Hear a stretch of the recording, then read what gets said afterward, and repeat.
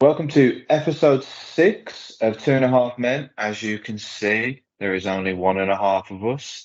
Unfortunately, our buddy Rossi's still not feeling too good, and we hope he gets better soon. Get well soon. And we're not going to take the mick out of him in any sense of the word. You going to do it? Am I going to do it? You going to do it? I'm not going to say a word. He needs to get better. No, we'll let him off. He should be back for next week, but he will send through his predictions so we can keep up to date with stuff like that. And yeah, we hope he gets better soon. Yeah, buzzing. So we are going to change the way we do this podcast. We are going to, every time we release a podcast on a Friday from now on, we are not going to be talking about this weekend's Premier League action. We are going to be talking about topics. We are going to be talking about top 10s. We're still going to do Devil's Advocate. We're still going to do predictions. But we just thought we'd mix it up just so you guys, if you ever think, oh, I didn't watch episode 5, I want to go back and watch it, then you can, because it will still be relevant. And that's the way that's the way the cookie crumbles, all right. That's the way we're going to deal with it. Yeah, me too now, Jesus Christ.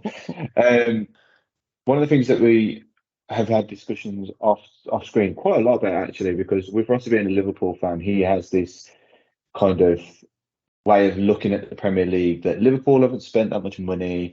All the other clubs have spent loads and loads of money, and they've brought the league. And it kind of brought a topic into our head that does money buy you the league?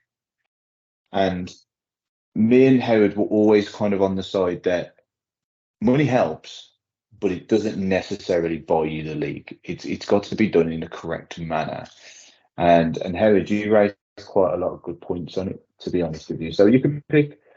We're obviously going to talk about different teams. We could talk about the past 20 years, but kind of what are your thoughts on that kind of subject? It's a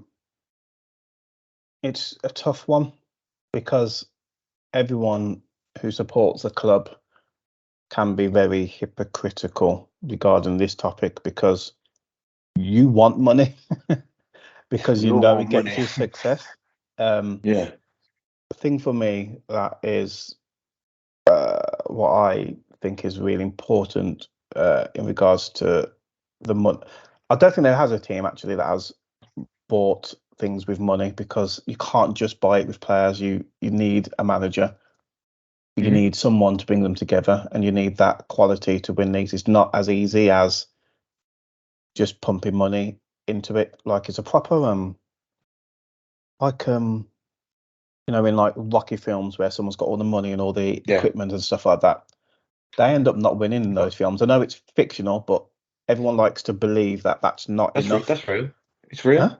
Huh? What? It's definitely real. It's oh yeah, real. Yeah, it's real. Yeah, it's real then. Yeah. I've seen Ivan Drago. But that whole kind of it rarely happens. I don't see it happen when you can just buy players who are of a certain quality and they win the league. For one, I think not win a league, or they win things. There's a lot of pressure for those players, and I think that pressure counts for a lot. Like, as soon as you go, I've seen a lot of players crumble for money. Look at Maguire. Like, he's worth a lot of money, and I feel like the price tag is one of the reasons why it's so much pressure for him. And there's loads of players that also play at your place, Pepe. Oh man, forgot about him. Who else did you buy? There was Pepe is the winger guy, right? He is, isn't he? Oh, you got Pepe. You could probably put Aubameyang in that thing, because we didn't buy him for. It wasn't the money that we brought it for, but it was the contract that we gave him, the high wages that we give him. We kind of just went, I've made it now. I don't really need to try as hard. So there's definitely a few Arsenal players that have done that. Yeah, I think, to be fair, also I think with Man City in particular, because they have the money, it's where the money's coming from. It's part of the issue as well. If you don't agree with where the money's coming from, then that's a problem there. But are you going to hold that against them all that time, when actually I think they've put themselves in a position now where that they've spent a lot of money, but I don't think they haven't spent the most. Still, they haven't spent the most, and they've also, I think, as a whole, overspend. They don't overspend on players either. So I think it's the evolution of the club as well, because at the end of the day, if you spend money, you need to make money to maintain that club. So as soon as you Yeah, that's start true. to generate that money back into your club and you're making money, then I think that money kind of argument should go out the window, because you're almost self-sustaining by your own success, by the players being good and the manager being good. But saying that, no, I think that's it. I don't really. What I don't agree with more is where the money's coming from. It seems to be coming from ill-gotten sources and things that I Yeah, don't necessarily agree with, and that's a problem. But then yeah, fans, the people that complain, there's some in the clubs, but not that many people do complain. It's easily forgotten about when success is there. yeah. It shouldn't be that political, should it? Really, I think No, it gets too political because you wouldn't moan. No, everyone moans about Man City, everyone moans about Newcastle, but when then them sort of owners then take over your club, it then doesn't become a problem. Like I'm yeah, sure Man United fans were moaning and they were getting the thoughts of getting stadium money and they were like, "Oh, bring that over to us and we'll start winning the league." And it just doesn't make any sense to me. no, But I think in regards to your point, I think there's some great examples of kind of the going against this argument about money buying the league, which is I think Everton is definitely a prime example because I think as you were saying, it's not just the manager, it's the infrastructure of the club. If the infrastructure of the club is not good from the top to the bottom, there's always cracks showing. And I think with Everton, they brought badly. They hired the wrong managers, and I think from the stuff that I heard about the owner of the club, I forget his name for the life of me. He hired the wrong people around him. He didn't put the right people around him to bring in the correct players. He didn't bring in scouts or anything like that of a high level. He didn't have a sporting director or even a decent sporting director, and then he just brought in managers that were just there for the money and not there for the club. Because even when I look at Carlo Ancelotti at the time, I thought he'd made some decent signings, but they were there for him. So as soon as he left, they didn't want to play for it. They didn't want to play for Everton no more. So and look at the predicament they're in there. That like, the owner's still got loads and loads of money. He just can't spend any. yeah. When So he you can't save. no, when clubs get it wrong, they get it wrong. They get it Mm, really, and it does come down on it does weigh a lot on that club and on the players as well. I'm trying to think of players that are like almost in the middle. Like I suppose you would count because Villa got taken over, so we've got a bit of money. We didn't yeah, start off well. We didn't start off spending it well. We got the wrong people in, wrong players in. Um, yeah. but Like Tino Plaza. yeah, but also it's the whole being realistic with the success as well. Of I course. think that if there's certain clubs that, for a Man City, I think their target was obviously to win the league and stuff, but I don't think, personally, I don't think they jumped up to that high level really quickly when they got their money. It took them ages, Took and I them, think well, behind the scenes they were quite realistic of what they were expecting as well. yeah, they won the league. I think they won the league in 2012. I think the owners took over the club in 2007 or 2008, Mm. and obviously brought in like Robinho, players of that sort of level. And then I think with Man City kind of set the blueprint for me because even though Chelsea started the kind of revolution of spending money at a high level and bringing in loads and loads of players and everything like that, I think Man City did it in the best way because the way that they did it is they made mistakes early on and then they learned very, very quickly. They brought in the right kind of staff, the right kind of people. They tried to hire the right managers. They've never overspent on a player. If they believe that a player isn't worth the money, there was times where they went for Maguire and well, I think Man U bought for what, 80 million, 70 Yeah, million, something along that sort of lines. And Man City were like, we're not paying for that for Maguire. He's not worth it. So, and then it was the same for Alexis Sanchez as well. They were desperate for Alexis Sanchez, and in the end, he went to Man United because he wanted more money. And Man City were like, we're not going to pay you what you want. So, you look at them. I'm pretty sure that Jack Grealish is the most they've ever spent on a player. I think so. Yeah. So you're not seeing astronomical amounts of money being spent at Man City. You're seeing Man City buy players that are proven, but with still room to grow. And Yeah, I think it's super pedigree. But as we were talking, as we did when we spoke to Ross Green, it seems like even if you've got all the infrastructure in place, you've got the players in place, you've got anything, nothing. It means nothing without a good manager.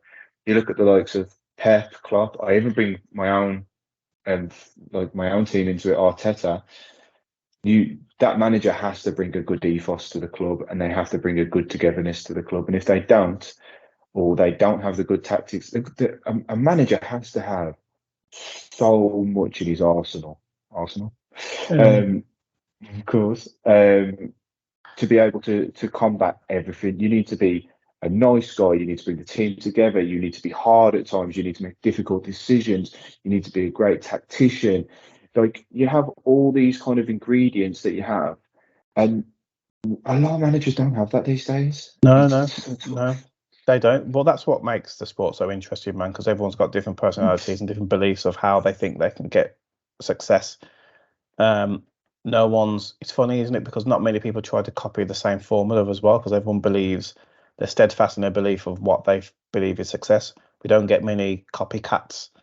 Everyone's got their own kind of agendas and their own ways of working. So, but Chelsea are an example as well of obviously money in the game. And to be fair, when they got taken over, their success came relatively quite quickly. And I do think that money has that kind of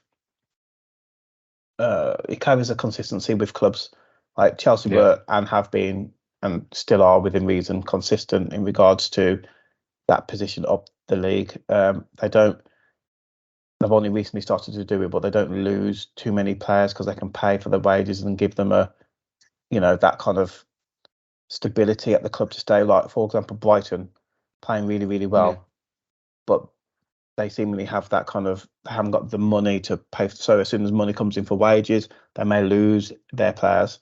What I like about them is that they're seemingly fighting it with just the ethos of that club. People want to go there because they want to play good football. Of course. And they're getting the money because between like us who like just earn whatever we earn, that wage is always going to be okay. Like footballers playing for Brighton are still going to be like just raining money. It is money. Still, it's a lot of money to play for a club. So I like the back and forth really. I think it's coming to a time where football and kind of that whole let's see what we can do on the little amount of money and being so efficient and effective. I think that's coming through. And it's been done by managers that have a bit of nous and a bit of sense. The game's not played with who's the best player on the pitch for the most money now, is it? It's about tactics at the right time, positions, players being cleverer than they have been, not just playing a position, but understanding the change of positions and all that stuff. Way above my head, but I'm seeing it a lot. There's a lot more tacticians in the league than there have ever been. What do you think of the current Chelsea owner? Then what do you think of obviously Chelsea are in a difficult position at the moment. They haven't been very good last season. They thought that with the bringing in a Pochettino, I do rate him. I think he's a good manager or a good coach, but it seems like a lot of mistakes have been made. I look at that Chelsea team, and I don't see a lot of talent. Actually, I'm not seeing the amount of money that I think so 600, 700 million pounds being spent on that team. Doesn't look like that sort of team to me. Does it? No. Is that what you think? Or is it... they've bought players who have been pulling up numbers somewhere to get into that position to buy them for that amount of money. In my opinion, they're just not doing it there, which obviously devalues them because if they move on, they can only go by their recent CV, like the stats and stuff they're putting up isn't good. But I did see something about Chelsea on YouTube. Actually, it was saying about how Chelsea in every game have won the XG, so they've their expected goals every game. They are winning that stat. So there's something going. It's just pulling it in the net. That will go against the whole team because if they lose points, they're losing points. So you think actually they're not performing, but they're not that far off. I said this before. I don't think they're that far off. So I do think they've got.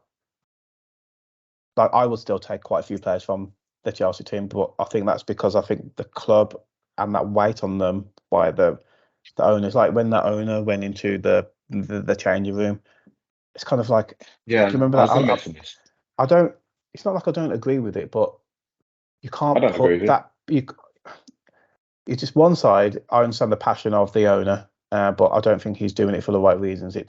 I feel like it's just all money, but you don't put that on the team. You can't put that on the team. It's not. It's unfair, and I'm surprised that happened. Yeah. They'll be like the manager going in and start saying like, "Oh, I think I can get this for this player. I can get this for this player. Or let's go with this sponsor." That's not your job. Your job is to put recommendations across and let them go and do the thing. And that's the same for the owner. The owner's not going to come in and say, what were you word on that side, or what did you take on this player at this time? That's not your job to be there. So Todd Bowley going into the dressing room, he shouldn't be there. It's rather, if you're in there, you don't trust your manager, and that's the way I look at it. You don't trust your manager, you don't trust your players, but I do look at that Chelsea team, and I just think, I look at Casado and I look at Enzo Fernandez, and I just think that's not a £2 million midfield. I look at other midfields in the league, and I just think they're better. I look at Man City. You look at Rodri. You look at Kevin De Bruyne. I even look at Arsenal and look at Odegaard and look at Rice. I think that they're a better duo. Yeah, there's other teams out there that have got better duos out there than them two, and then they're worth astronomical amounts for a Madrid. Look at Mikhail Mudryk. Can't even get in the team. That guy's 80 million. 80 million. I just think it's all form and stats, isn't it? I just can't see past the fact that they, like Casado, everyone wanted him because he was doing bits and he was a good player. His form has dropped. I've seen him. He's made more high profile mistakes in games. He's done things that were that we didn't see from him when he was at Brighton, and that comes with the confidence. I think it is a scary thought, but if and when I can imagine it being when Chelsea get a few more players back with the confidence, they will start to win games and be that force, especially with Poch. I do believe that, and I think the fans must do, but it's hard with all the noise around the club. Yeah. That's the question, isn't it? Because you got. Thing is, would things be different if Nkunku was there? Because he was supposed to be that guy, and he got injured straight away. And like you say, I've seen the same stats of you. XG is massive. They control the games, most of them. There's only been a few games really where they haven't looked like they've got any sort of kind of game plan or anything like that. Most of the other games they've absolutely dominated them. The Liverpool game at the start of the season, they probably should have won that, but I feel like without Nkunku, I just don't think Jackson can do it. I really don't think he scored 7 goals in the league last season. That's not a player that's going to come in and start tearing up the Premier League. And I did like him in pre-season, but I'm really I know I'm quite fickle when it comes to seeing players over a certain amount of games. And as I said to you before, form just massively changes within a number of games, within a short number of games. So. Yeah, he's not done himself much favours at the forefront of Chelsea as of yet. But I don't know where their goals are gonna come from. No, I agree. I think kind of like last word upon Everton. It's because of the owner and the decisions that he's made. Obviously, Everton and Arsenal, the only two teams that have never been relegated from the Premier League, and it seems like that could come to an end soon because they're just clinging on. And I think I don't think people would care that much if Everton went down, but it'd be a shame to see that sort of record go away because you don't want to see. It's something that I would cling on to if I was Everton. Yeah, I suppose in the last few games, I know they just, to be fair, they beat Villa in the cup and they fully deserved their win. They were hungrier. Last 2 games, they've had that hunger back to them. So this may not be the season that they do it, so they may stay in. We have to just wait and see. At the moment, there are 3 teams worse than them. So that's the way you got to look at it, isn't it? Yeah, but then they weren't playing well 3 games ago. So it's those short 3 or 4 games we have to just wait and see, and it all depends on fixtures as well. That makes a massive play, but I forgot that Arsenal and Everton are the only 2 that haven't been relegated. It's interesting. All up here, mate. All up here. All right, so we'll move on to next topic, and we are going to do a top 10. Do you know what? We need to really start getting some, like intro music or stuff like that. I do like them sort of things. We'll have to work on something like that. It's like top 10.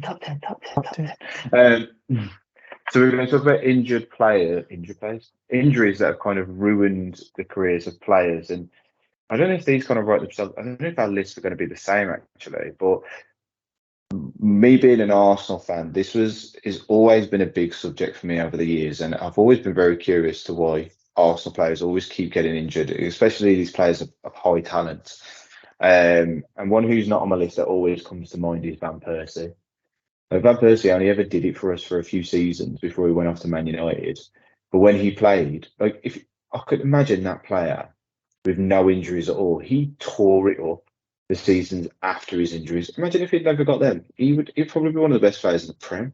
Mm. That guy's left foot. Oh, for a traitor, honestly, unbelievable. Do you want to do your list first? So you're going to rank it from 10 down to 1 and give a little overview of each player that you've picked. Okay. It'll be full of Villa players. No, there's actually it's just ones that came to mind, and I had to look a few up just to remind myself of what they were doing. But and I don't know why I ranked them in this order. So I know they're top 10, but these are just, in my opinion, they're just 10 that I'm naming. I can't really say which ones. Is it so the top 10, the ones I'm most gutted about would be the number 1? Yes. Okay. Yeah.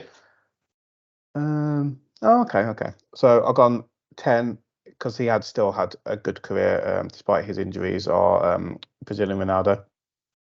He had Number 10. Yeah. I thought he'd be lower down.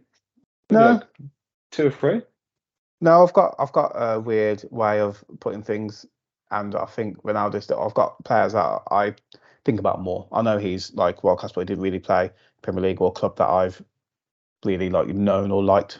I know he plays for Brazil and stuff like that, but I don't really follow them. So Ronaldo, I've got all the Brazilians at the top. You see, so Ronaldo, astounding career, but just imagine maybe injuries and also mentality as well. I mean, you can tell like the way he's kept up himself and it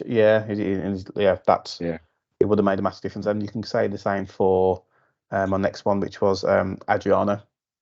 Now, Adriano used to crack me up because I remember when he first burst onto the scenes, 99 power shot, like just in pairs. He was unstoppable in real life. He did things that were just ridiculous. Left-footed as well, which I always like a left footer. Yeah. But again, injuries. Weapon. Yeah, injuries and lifestyle. Just kind of 100%. Yeah. And then the next one, which I forgot about until I looked up, was Pato, because I thought he was the next. Do you remember Pato? He was the next big thing, and he had characteristics that made me instantly think that this is going to be a player I would like to see get to the top. Like just like kind of, I won't say not slimy, but you know what I mean. He's just kind of silky. He kind of he has that kind silky, of that kind of Kaka sort of thing about him. I mean, that's how I kind of looked at him as well. I was kind of like a next Kaka. Yeah, because he wasn't that short, he wasn't that tall, he was right in the middle, but he had that kind of he had the touch, he had that kind of natural ability to glide past players. He had a good finish, but then he dropped off the face of the earth with his injury and stuff. I was like, oh snap, that just happened.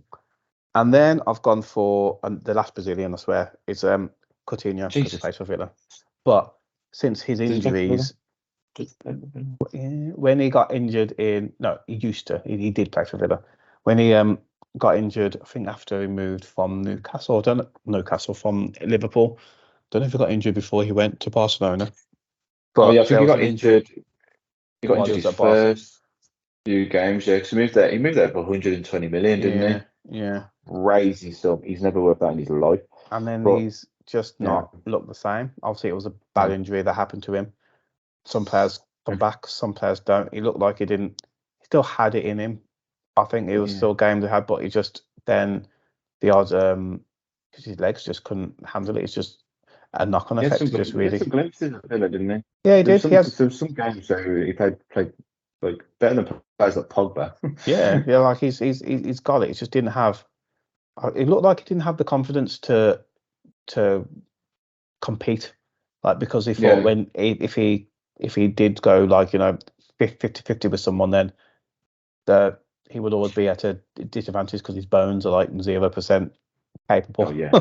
So brittle. Yeah, he was. Okay, so that's that one. Who's gone next? Now this one's a bit of a random one, but I always think about Isn't it? if I think about players having injuries and how it affected them. Phil Jones.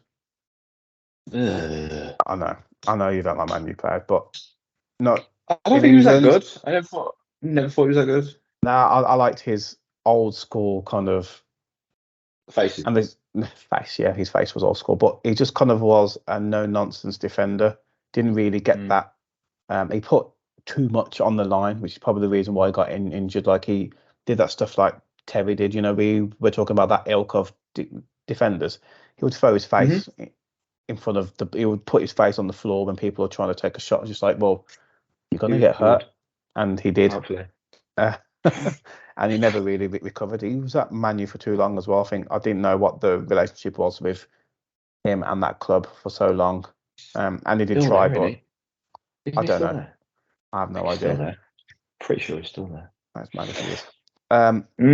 Then Blast from the Past, which was another up and coming player who looked good. He was touted for big things. Was Rodwell, Everton's Rodwell. He was kind of looking. He reminds me of how I know he was older when this kind of came on, but how Bellingham started. Like you knew he was going to be something good in midfield. He had those traits that you could see that with a bit more experience and stuff like that he could get there. But he had a few injuries and he again dropped off the face of the earth. Then I mentioned a couple of these before, so Woodgate. I was looking at Woodgate. I thought you might go Woodgate, to be fair. Yeah, I like a sub story with a defender because my next two are Woodgate, and then I had obviously had Phil Jones and Ledley King as well. I thought Ledley would be on there as well. Yeah, so he's next on the list, but he's kind of like they're both players that just had a lot of potential, and being a defender, it is going to be like that in your career. You're going to have ones that remarkably stay injury free. And I think it's just the way that's why defenders' builds are always the same. They just seem to take a lot more hits and stuff like that. And these two obviously couldn't, and they didn't, and it's a shame because when they were playing, they were highly regarded, played really, really well. And people did things around them, even though, as in, they play games even though they weren't training because they were that good. Yeah. So those two. My last two are. Last two. I think you're off there. Yeah, I think you're not far away from there. Right? Yeah. Okay. My last two are Sturridge. I was so excited. I don't know if you're going to go for Sturridge. Yeah, I personally, I've always liked Sturridge. I liked his kind of unpredictability when it comes to being a striker. He had skill, he had pace. The only thing I did question was his work ethic and stuff like that. But there was things I heard about him, maybe not even liking football too much and just doing it because he knows he was good at it. I don't know if that was an excuse. I don't know if that's a myth or whatever. But I liked the way he played. Some of the goals he scored were ridiculous. Good as far as I'll give him that. Yeah, and he looked like he could have gone on and he could have been that guy. He's finishing. He's kind of like it's just that intelligence in front of goal. I think he had that. And then last one is Arsenal player who I rated highly and I was expected big things to happen and I was gutted for him. Yeah, Jack Wilshere. I mean, he just looks like a player that I wouldn't be bored from seeing on the pitch. Just is the height, the balance, the skill, the intelligence, his tenacity as well. He had that about him, which is probably one of the reasons he went in for things like it reminds like he had the touch skill and that pose like Foden, just that natural kind of glide on the pitch. But left-footed again, and I'm a massive left-footed player because he knew how to. I think left-footed players just build up a knowledge on how to confuse a right-minded player. They just know how to get on the wrong side of them, and he made that look too easy. He was class. He scored one of the best goals I've ever seen. That Arsenal goal move past. Yeah, it was amazing. So he is probably the one that I was most gutted about. And he, to be fair to him, did try and get back, but his body just it couldn't match what he wanted to do. No. I think there was a bit of fear that he was going to get a serious injury again. So he didn't really play at that level. And he tried and he was given chances, but it was a bit of a shame. That's my 10. I'll give you a fact. He's on my list. So I'll give you a fact about him in a bit, but I'll get when I get down to him. So my list, first player on my list is an Arsenal player. Actually, I think he was Brazilian as well. Eduardo. I looked at him. There were so many Arsenal players on the list. I saw. Mate, you could build a full team of Arsenal players. So with Eduardo, obviously, he got his leg broken, and it just seems like he just dropped off the face of the earth. I think he might have played a few more games for Arsenal after that, but he was on a run of goals. So there's obviously here. This isn't a could this player have been amazing? This is obviously injuries that ruin their careers, but this guy had a bit of a pedigree about him. He looked like he was going to become, I'm not a world class player, but he looked like he was going to become a good striker. And the leg break was horrific, wasn't he? I just remember it being vile, absolute vile. So, yeah, he's first person on my list because it's definitely a kind of, not that he would have been great, but it would have kind of been like a could he have been great sort of situation. Next person on my list, similar to yours, is Adriano. With him, it's like you say. I'm sure it's in a factor in that he broke nets. He actually broke nets with the power of his feet, and I just remember him just being a tank and thinking but he was always on the edge of just being overweight, wasn't he? He always had that thing about him, like you said, that lifestyle, that thing. But guy was rapid. His shot was unbelievable, but not probably as talented as the other Brazilians that have came through, but yeah, always a player that always sticks out for me. My next one I've got is similar to yours as well, but obviously it's a bit further down, Jack Rodwell. Okay. So I'm pretty sure he was 23 when he moved. I think he went from Sunderland to Man City and then got injured quite quickly. But I know he'd had niggling injuries at Sunderland and things like that. And like I agree with the kind of the sentiments of what you're saying, that there was similar characteristics in regards to his build and the way he moved with Bellingham. And yeah, real shame for him because that was the sort of player that I looked at and thought he kind of had everything. He was definitely that sort of player at the time that kind of looked a bit like Toure. That was the kind of player that I looked at and thought he could have been a bit like that. Yeah. But yeah, real shame for him. Next one for me is actually probably one of the most gutting, because I know he would have been unbelievable, and that's Diaby, who's played for Arsenal.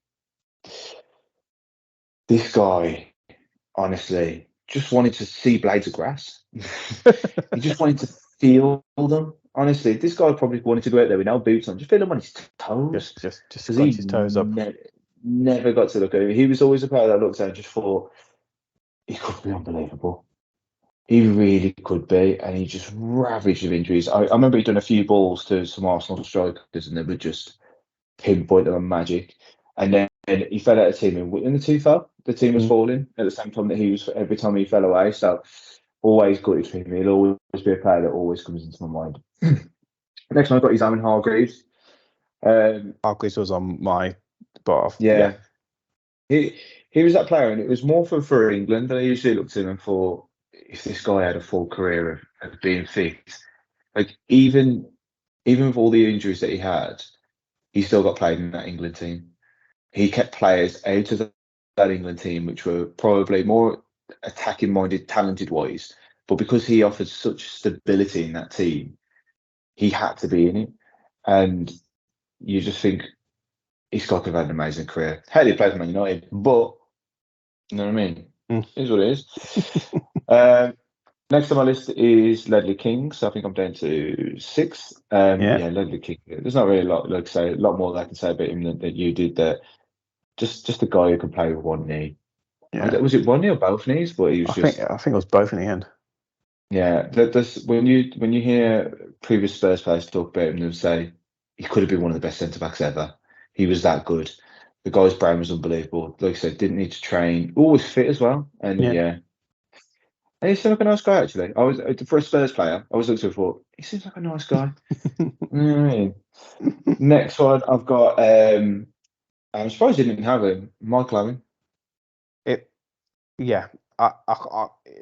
I didn't want to have him because there was other players I wanted to talk about, but I had a feeling that you would bring him up, and he deserves to be because go on. He's a Ballon d'Or, isn't he? I think Yeah. he was look at him and go, he's Ballon d'Or winner at that age, and absolute scoring bangers for Liverpool, scoring bangers for England. Obviously moves to Real Madrid, and then it just kind of fell away. And then he still scored. I'll always remember his goal for Man United against was it against Man City? It was against Man City. Last minute goal. Who did he score that against? Maybe it may have been City. It was a big profile game. It was City or Liverpool. It was one or the other, I'm sure it was. And he just scored last minute for them. And you just look at a player, because when he went to Newcastle, I thought, that's great for Newcastle. And I think it's great for him. And he went there and you could just tell he hated it. And I saw an interview with him years later and he was like, I didn't want to go to Newcastle. I wanted to go back to Liverpool. They were going to buy me. And then all of a sudden they just fell off. And I felt like I had to go to Newcastle. And I was like, that's a shame that your kind of thought process was like that. And but his career was over. We said like Yeah. 2023, his career was over, wasn't it? So, next one is one of my favourite players ever, and that's Santi Cazorla. Oh yeah. Santi Cazorla for me is what makes us midgets proud. Honestly, these half men out there doing bits like this guy does. I was always gutted. I understood why he never got into the Spain team because there were players in there that were just better. And even Fabregas couldn't get into that team sometimes. He was just like, that's mad. So Fabregas is one of the best players of all time for me. With Santi Cazorla, this is the only guy I'm pretty sure I've ever seen take corners with both feet. Like if you're talking like FIFA 70, a 5-star weak foot. I never knew which one was his best foot. And I remember a game he played against Man United, and he played like CDM for at that time, like before he got some big injuries, and he wasn't playing CDM tackling. He was playing CDM because he was built. The play was unbelievable, and I just remember him tearing Man United to shreds, like absolutely just. He was there all over the pitch, and I was just thinking, this guy is a magician. And I was just thinking, if he had a full career, stayed at Arsenal, oh man, I would have loved it. I would have loved watching him. Absolutely loved it. The second on my list is Brazilian Ronaldo, and this one probably is more for a wasted career because I think if you put this guy in this day and age, and you couldn't drink and you couldn't do all the other things that you wanted to do, he would be. I dare say he'd probably have been better than Ronaldo and Messi. He would definitely have scored more goals. He was more exciting. This guy's skills were unbelievable. He just got you out your seat. Even when England used to play Brazil, I used to look at it and go, oh, I'm going to end up cheering this guy on. Yeah. I'll support I England. love those games. Yeah. Oh, man. That's what it was. You look forward to those games. It wasn't the fact that you went, I think England could beat Brazil today. It was like, I can't wait to see these absolute players dance around on this pitch. And he was just one of those players that was just, And then in playing at Inter Milan, playing at Real Madrid, some of the goals that he scored. Oh. To be fair, most of the kind of iconic kits, if I think of Brazil, Inter, and Real Madrid, he's wearing them. Like he's wearing them. Yeah. He's wearing the kits. Yeah, he's class. Yeah, I agree. Real shame. But like I say, with players like that, I'm more grateful of what he did do, which is probably the best way of looking at it. And then the first on my list is Jack Wilshere, and obviously what you said, agree with all of it. I think the one that stood out for me is when he played against Barcelona. I'm pretty sure he was 18, and it wasn't just the fact that he didn't look out of place; he looked better than them. He was, and like you said, it wasn't just the fact that he was dancing past them. It wasn't that he was passing around them. It wasn't the fact that it was this young guy with the confidence to do that. He was biting their ankles as well. He was all over them. And I think that's what contributed mostly to his injuries, is the fact that he was that skillful on the ball that he didn't move the ball away from the play until last minute. So everything was always left on him. And the fact that I have about him, because I saw an interview with him, it was only probably about 4 or 5 weeks back that I saw this interview, is that he got injured when he was 23. And the injury he got, he obviously recovered from, tried to continue playing. He saw the guy who did the surgery on him 5 years later, and the guy went, "You're still playing football?" And he was like, "Yeah." He was like, "That was a career ender, and you shouldn't have been playing." And so it just kind of sums up his career in a nutshell. Yeah. But yeah, felt real sorry for him because he could have been. I don't think you would have stayed at Arsenal. I genuinely think I saw him at Bayern Munich. I saw him at Barcelona. I saw him as one of those players that was going to go right to the very top, as people say. So yeah. Interesting, 10. Was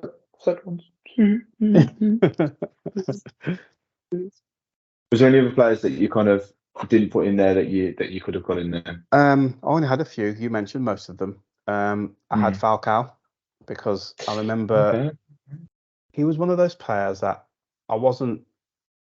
It's like at the time I wasn't really aware of what was going on around in world football. I wasn't really.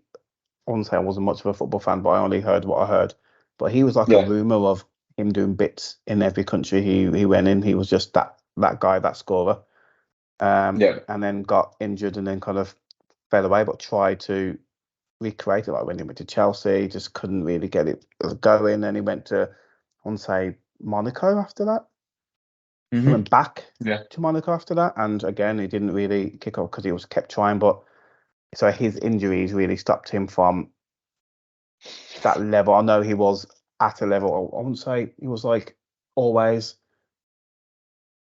I don't know how he played in terms of where he was in like Ballon d'Or level, but he was always seemingly, if you talk about strikers, he was always in that top 5. Like for about always considered. Yeah, he was always considered, and then that kind of fell away. And the other one I had was only because I heard him on the radio the other day. I forgot about Dean Ashton. I forgot how much of I saw Dean Ashton. Have a beast he was. I remember when he first came on, burst on the scene and scored those goals. It just had something about him, like again a big player, but had ability on the ball. We usually a lot of players had one or the other back in the day, and the ones that had both were raved and praised. The one that can do whatever, but he was seemingly one of them. Don't know if his career would have been that good, but he was exciting. I like English players who were young and exciting to play for the England team. So, and he seemed to be up there. Real shame for him. And Micah Richards. Yeah, I saw Red Mike with he had a lot of knee injuries, didn't he, and stuff like that. And but it's so top heavy, man. He just some of the things. Yeah, he was a tank. I remember again when he just ran through people, and it's like when you saw him run from the back and stuff, like you knew no one was stopping him for about a season. He's just like, just get out of his way. You can't stop him. Really? Yeah, he was that big. Yeah, he was very very good at heading as well. Mine is, I don't actually even know. I've only got one, and I don't even know if he actually even played a Premier League game. I think he only played a few. Matt Murray. Oh yeah, the Wolves goalkeeper. I remember when they come up, and I was really excited to see him play because he looked like a player who just deserved to play in the Premier League. And I thought maybe if he got his opportunity, he could maybe sneak into the England squad, and then he just got plagued by injuries. So there's always a player that always sticks in my mind to think, what a shame, what a goalkeeper probably could be. Because he had all the traits and all the skills to become a top level goalkeeper, but he was ravaged by injuries. So shall we move on to Devil's Advocate? Devil's Advocate. We can do. Yeah. Yes, we can. We can. The only thing is we don't have a third person to decide who is the winner. So we are kind of just going to pick a subject, have a discussion about it, because with me and Howard, we just like each other that much. We don't tend to fight. Ross is usually the spark that ignites our fires. So, yeah, what have you got for me today, Mr. Jones? I have. You say nothing, we're going to get up and leave. Let me think. Devil's Advocate. So I might have one if you want. Yeah, you go. You go. Okay. My one would be if Pep Guardiola moved from Man City to Man United, I think that he would win the league. I think that this manager with that team would win the league. because I just think that the way he runs the team, no one ever moans, no one ever bitches, no one ever moans. Damn it, I swore. That's not swearing. Yeah, true. Yeah. Bitch. That's swearing. Damn it. Yeah, if you look at that Man City team, no one ever comes out, no one ever talks to the press, no one ever says. People get dropped all the time. World class players in that team get dropped all the time and never say anything. And you look at Man United, and everyone always does that.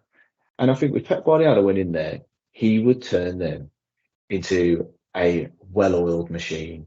And players like Rashford, who are doing well, would be doing 10 times better. Fernandez would probably be performing as good as kind of Bernardo Silva. Casemiro would be at the level of Rodri. These centre backs, which are good centre backs, Varane and Martinez, maybe even Maguire, he would coach them to an inch of their life to be the players that he would want them to be. Same for Wan-Bissaka. Wan-Bissaka would probably be the best right back in the world because this guy is the best one-on-one defender I've ever seen in my life, and no one. I don't think there's a doubt about that. I don't think there's anyone that comes close to him. There are better right backs, but there's no better defensive right back than Wan-Bissaka. And there's so with Luke Shaw as well. There's a talented player in Luke Shaw. Always gets injuries, or we always need to cuddle. Someone to hold him. Come here, Luke Shaw. It's okay, mate. Let me just hold you and tell you how great you are. Yes. And then Mourinho comes in and he's like, yo, left back. And he's like, you're the worst. Yeah. don't say to me. And yeah, even if you had Cristiano Ronaldo in his team, he would have kept him under control. Because Pep Guardiola is a world class manager and he can turn teams like that into world beaters. Do you agree? Oh, see, now, obviously, if we're going with devil's advocate, I'm going to have to disagree. I agree to a certain level. I'll just. You win. That's it. No, this squad. I was going to start to say, well, what's the caveats? Are we saying this squad for now? So these players, these current players that they have in their team. You've got no comment. To be fair, if you don't have a comeback to it because we don't have a thing here, you can kind of explore it. The only I highly rate Pep. Yeah. One of the things that I only disagree with is the fact that the things that makes him one of the best is that he knows how to politely get rid of deadwood. And I think there's too much deadwood. So the only thing I disagree with is you saying this squad of players. I no doubt that he'll make players play better, but only there's too many stubborn players. There's too many players that didn't play for managers would have expected them to play for, and I don't think they will change for Pep. Pep may go in there and change, give his ideals and stuff like that, but I think he needs to get rid of that first team. Just loads of them. So I don't think I don't think he would do it with that squad. But what about Ten Hag went to Man City? Ten Hag went to Man City. Do you think Man City would win the league? So current team. No, Ten Hag there. I don't. I said this about Ten Hag. Guardiola there. You think Man City will win the league this season? I think he's got some quality. He's better than the managers that they've had in recently, and that includes Mourinho, who I also think has dropped off the cliff in terms of clout and his ability. I just don't. He's old school. He's old school. I don't. He's not gonna. I'll be surprised if he works in the Premier League again. Yeah. But Ten Hag got something about him that I don't really like. I think he's kind of. I don't think he hasn't handled his players well.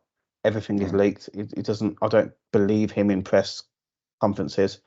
I think he's like a couple of players. He also looks like he could snap, and he probably doesn't do it in front of the camera, but he probably does it behind the scenes because he looks like he's not got control like he wants, and he's not helped either. But at Man City, he's made the same decisions as Arteta, hasn't he? He's made the same decisions that Arteta's made, but just gone about them the wrong way. Yeah. So I don't think the Man City players would. And to be fair, anyone that comes in after Man City, I personally think are going to struggle when Pep goes, because anyone that comes after Pep, how it's gonna. They need to be aware of their transition. They need to be aware that also where Pep goes, players may go with him, and Pep will take those players with him. So that's a good point. Anyone that comes, if you swap anyone for Pep in terms of being the leader of that club, I think they're going to struggle. Well, if so, okay, let me put it this way: if Arteta went to Man City, do you think Arteta would win the league? I think he's got more of a chance due to his history, and I think he may be able to. I think he's clever enough to understand what needs to continue. In that club to make them. So if they were to fall off, it wouldn't be. I think he's the best case scenario, really. I think that's who they'll go for. I think that's what their plan is if Pep ever goes. So that will be crazy if that was to happen. And it will reignite a rivalry, which not reignite, but it will make the Man City Arsenal games beautiful. I'll kick off. Anyway, do you have one for me? If you don't have one, we can move on to the predictions. It's up to you. Let me think of one.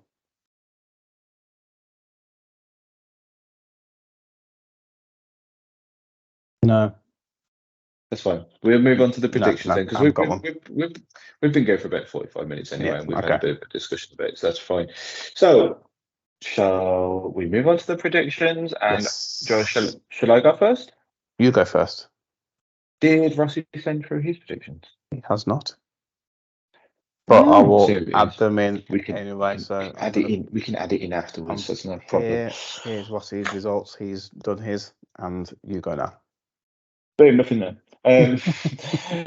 Okay, so the first game that I've got on mine is Villa versus Brighton. That's a tricky one because I think Villa are in a good space, and Brighton I think are in a better space, but it's away from home at Villa. I'm going to go for a draw.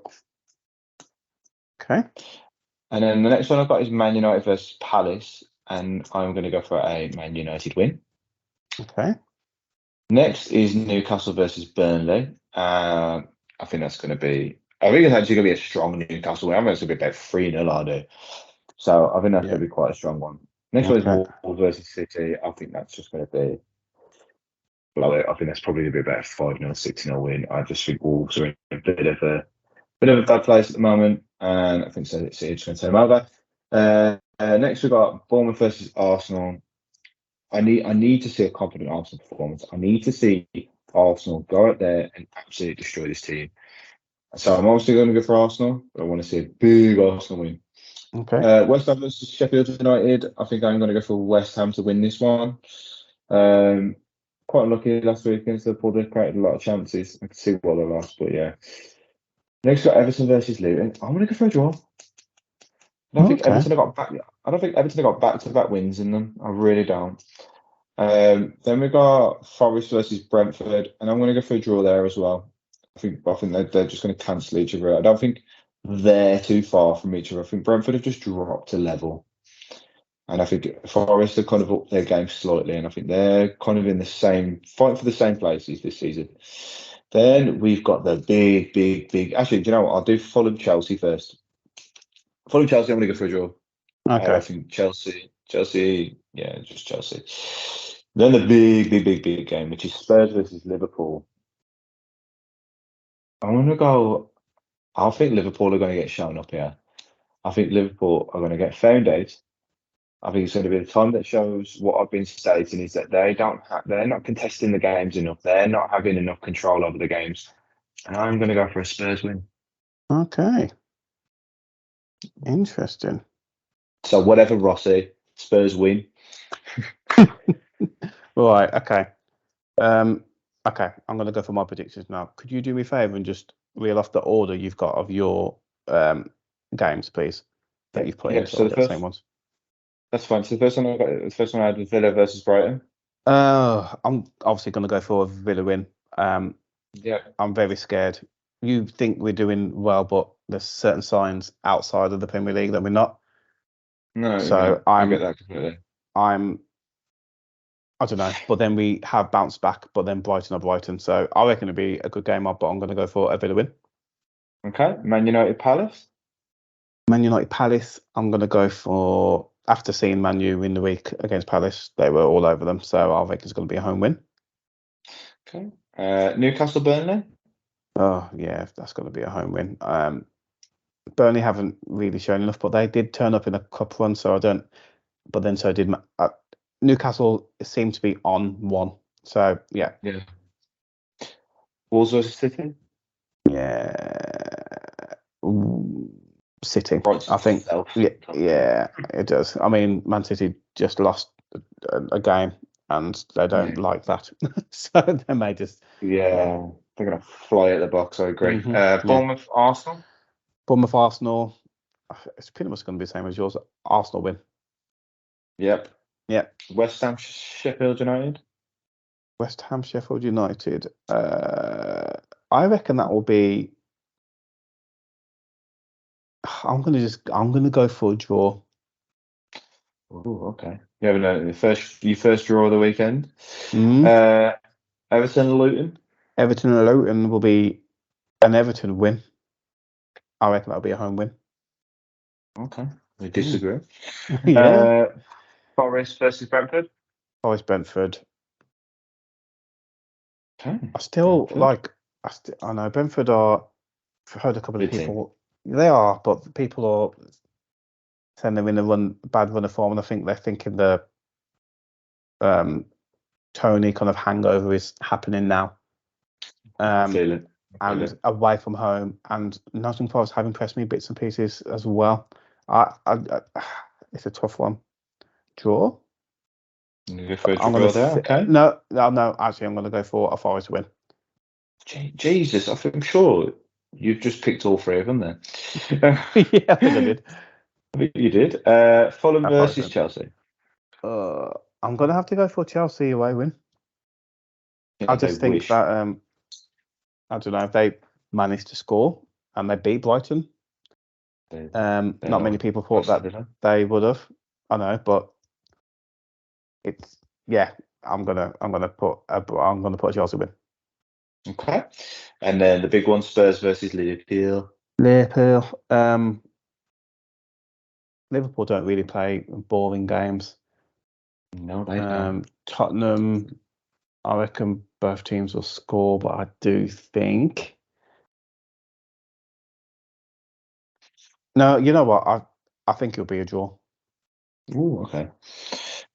My guy Draw. is on the fence. Yeah, I'm on the fence with that one. Yeah. Okay, Draw, so draw. we'll see how them pan out and then see who's going to start climbing the leaderboard. Hopefully it'll be me. Yeah, so we are going to end it there, guys. So that is episode 6 in the bag. in the bag. Thank you for the continued support. We're going to drop some nice little shorts for you over the weekend. I've got some silly, stupid, daft ideas, so can't wait to see them coming your way. Hopefully, we'll have the dream team back on Tuesday. So for me, it is a goodbye, Mr. Jones. It's another bye. Take care, everyone. See you soon, guys. Bye bye. Bye.